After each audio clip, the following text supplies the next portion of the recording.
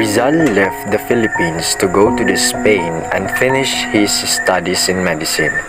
But what Rizal really intended to do during his travel was to observe the culture, languages, customs, economy, laws and government of other countries that would help him for his preparations to liberate the Filipinos. In order to go to Spain, Rizal needed to travel to various countries until he can ride a boat headed Europe during his journey. He was able to meet different people, see and experience various things that were new to him. On his way to Singapore, he was the only Filipino passenger, though he became friends with the captain of the ship. He still heard some Spanish authorities speak about the Philippines. It was also this time that he showed his great skills in chess when he arrived in Singapore.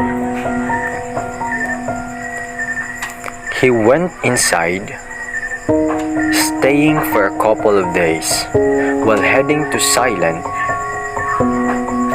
he was able to improve his knowledge of the French language after talking every day to French-speaking individuals in the boat.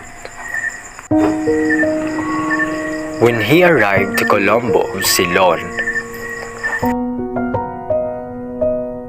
he was astonished by the beauty of the city with its elegant buildings. For him, this was the most beautiful and elegant place out of all the places he had already been to. In Port Said, Rizal was able to observe the conversations of multiracial speaking individuals. He stayed there for 2.5 days and visited the chateau.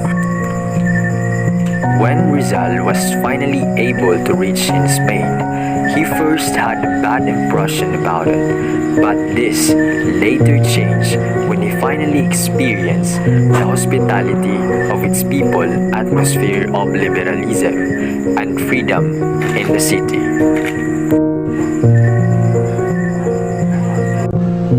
While in Madrid, Spain, Rizal continued his studies in medicine and mingled with other Filipino like Juan Luna and Felix Resurrección Hidalgo, who he both appreciated for their art. After he completed his studies in medicine, he went to different parts of Europe. He served as an assistant ophthalmologist, and in Germany, he worked at an eye hospital. When he was in Berlin, he experienced one of the most difficult part of his life.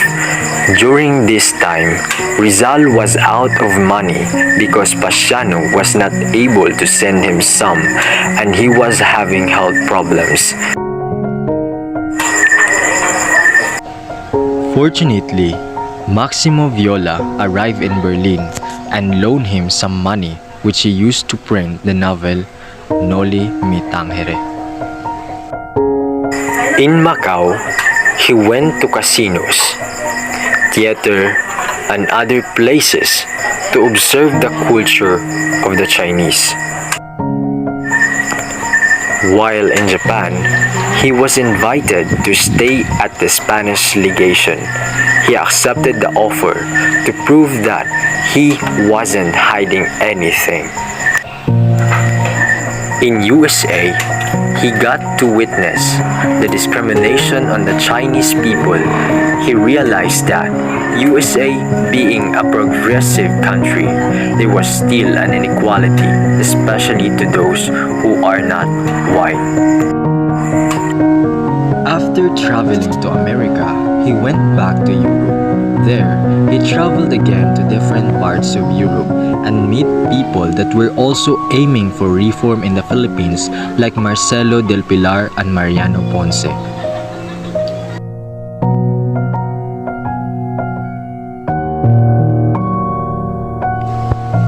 He was also able to meet American Indians who were not ashamed to be called Indios. This inspired him to create a new society called Indios Bravos, whose member aimed to excel and be admired by foreigner. After staying in Europe, he went to Asia. He stayed in Hong Kong, where he was welcomed by the Filipino community.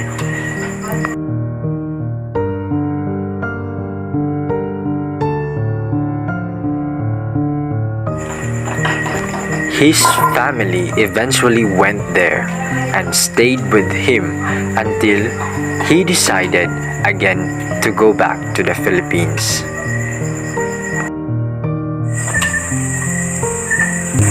The experience of Rizal during his travel developed and strengthened his character that made him the hero we acknowledge. The things he had seen pushed him to fight for freedom that his fellow Filipinos truly deserve. It was a long and difficult journey, but in the end, he was able to gain a lot of experience and be able to fulfill his mission.